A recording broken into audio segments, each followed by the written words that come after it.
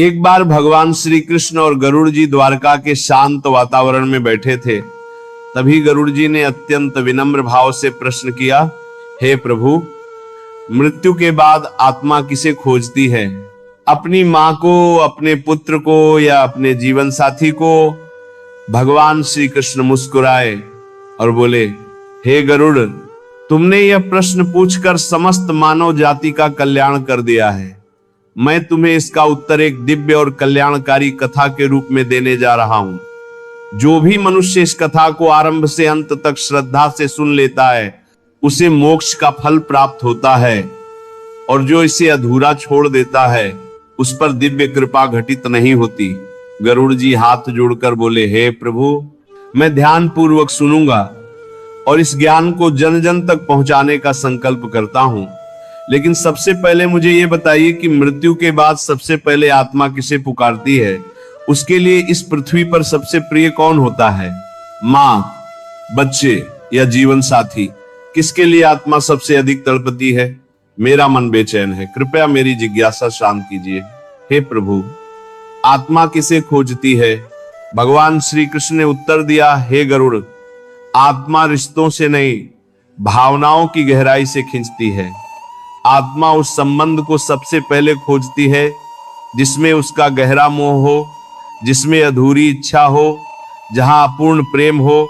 पहली ही सांस जो रुकती है, आत्मा एक झटके से शरीर से बाहर निकलती है और उसे समझ नहीं आता कि क्या हुआ। ये सबसे पहली पुकार होती है भ्रम और हैरानी की। आत्मा फिर अपने आसपास देखती है और कहती है, मैं कहां हूं? वो अपने ही शरीर को देखती है, लोगों को रोते बिलखते देखती है, लेकिन वह न उन्हें छू सकती है, न वे उसे सुन सकते हैं। तभी उसके मन में सबसे दर्द भरी पुकार उठती है, मुझे कोई सुन क्यों नहीं रहा? मैं यहां हूं, मुझे देखो। जिस व्यक्ति से जीवन में सबसे गहरा प्रेम था, आत्मा सबसे पहले उसी का नाम लेती है। वो उसके चारों ओर घूमती रहती है और बार बार कहती है, मैं अभी भी तुम्हारे पास हूं, मुझे मत छोड़ो। शुरुआत के कुछ मिनट आत्मा के लिए बेहद कठिन होते हैं, क्योंकि उसमें भावनाएं तो होती हैं पर शरीर नहीं रहता, और यही डर उसे एक और पुकार करने पर मजबूर करता है, मुझे मत छोड़ो, कोई तो साथ चलो। यदि मां के प्रति मोह अधिक था, आत्मा मां को खोजती है। यदि संतान के प्रति लगाव था, आत्मा संतान के आसपास रहती है। यदि जीवन साथी के साथ प्रेम अधूरा रह गया, आत्मा उसी को खोजती है। आत्मा का कोई नाम नहीं होता, वह केवल भावना और ऊर्जा होती है। एक मां जिसके हृदय में बच्चे की चिंता थी, मृत्यु बाद वह बच्चे के स्वप्न में आती है। एक पत्नी जो सेवा करना चाहती थी, वह मृत्यु के बाद भी पति के दुख को महसूस करती है। एक वृद्ध जो जीवन भर मां के प्रेम को तरसा, वह मृत्यु के बाद भी अपनी मां को खोजता है। जहां प्रेम गहरा होता है, आत्मा वही लौटती है। देखिए, गरुड़ पुराण एक दिव्य ग्रंथ है और इसमें जीवन मृत्यु के रहस्य छिपे हैं। इस ज्ञान को सुन लेने के बाद मृत्यु का भय नहीं रहता, बल्कि एक ज्ञात होता है कि जीवन एक यात्रा है। मोह, माया और धन, ये सब साधन मात्र हैं। असली खजाना आपके कर्म हैं, नाम जप है, जो मृत्यु के बाद आत्मा की यात्रा को आसान बनाते हैं और मोक्ष का द्वार खोलते हैं। आत्मा मरने के बाद तुरंत भी मोह नहीं त्याग पाती, वो भटकती है। इसलिए नाम जाप करने से शरीर छोड़ते ही तुरंत आत्मा की अगली यात्रा प्रारंभ हो जाती है। उसको भटकना नहीं पड़ता, तड़पना नहीं पड़ता, न ही मोह माया फंसना पड़ेगा, बल्कि मोक्ष के लिए द्वार खुल जाएंगे और आत्मा की मोक्ष यात्रा शुरू हो जाएगी। इसीलिए बार बार यही कहता हूं, संभल जाओ, अभी भी समय है, जीवन को व्यर्थ मत करो। जितना हो सके नाम जाप कर लो, बाद में पछताना नहीं के पड़ेगा, न ही तड़पना पड़ेगा। सुनिए, भगवान श्री कृष्ण बोले, हे गरुड़, गरुड़ पुराण एक ऐसा दिव्य ग्रंथ है जिसमें आत्मा की अदृश्य यात्रा का रहस्य विस्तार से बताया गया है।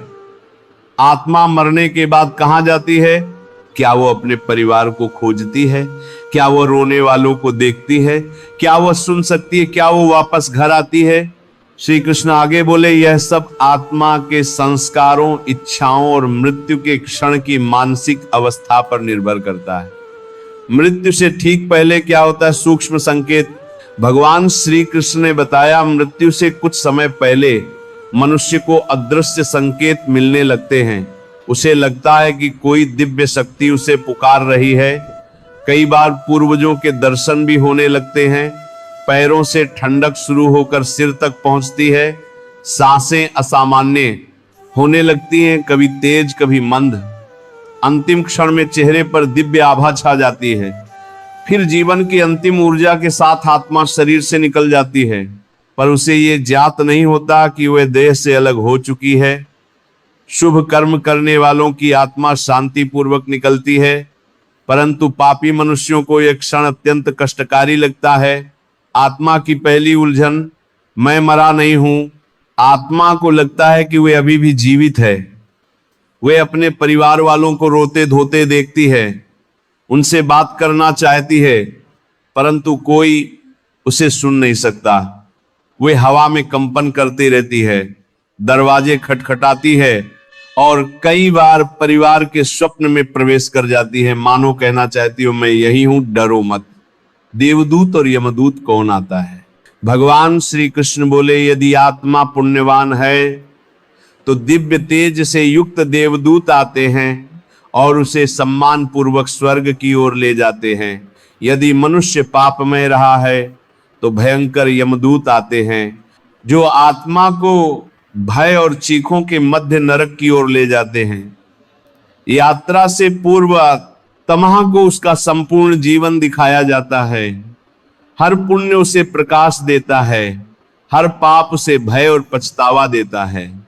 मृत्यु के बाद 13 दिनों की यह दृश्य यात्रा, गरुड़ पुराण के अनुसार पहले 3 दिन आत्मा भ्रम में रहती है, अपने घर से दूर नहीं जाना चाहती, अपनी मृत्यु को स्वीकार नहीं कर पाती।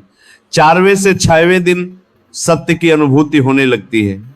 यदि परिवार धर्मानुसार कर्म करता है तो आत्मा को शांति मिलती है। 7वें से 13वें दिन विदाई का समय, पिंडदान आत्मा के अगले लोक के द्वार खोलता है। पुण्यवान स्वर्ग जाते हैं, पापी नरक की ओर ले जाए जाते हैं। आत्माएं संकेत कैसे देती हैं? भगवान श्री कृष्ण ने बताया, स्वप्न में आना, अचानक सुगंध फैलना, हवा का ठंडा झोंका, दीपक का अपने आप जलना बुझना, ये सब आत्मा के सूक्ष्म संकेत होते हैं। घर में धार्मिक पाठ, श्राद्ध, दान सब आत्माओं को शांति देकर घर में सकारात्मक ऊर्जा लाते हैं। हे गरुड़, यदि यह कथा तुम्हारे हृदय को स्पर्श कर गई है तो इसे श्रद्धा पूर्वक फैलाना। जो आत्मा के इस रहस्य को जान लेता है उसके लिए मोक्ष के द्वार खुल जाते हैं। नाम, जाप, धर्म, दान, करुणा और सत्य, यही वे मार्ग हैं जो आत्मा को प्रकाश की ओर ले जाते हैं। इस प्रकार भगवान श्री कृष्ण ने आत्मा की रहस्यमय यात्रा का दिव्य ज्ञान दिया।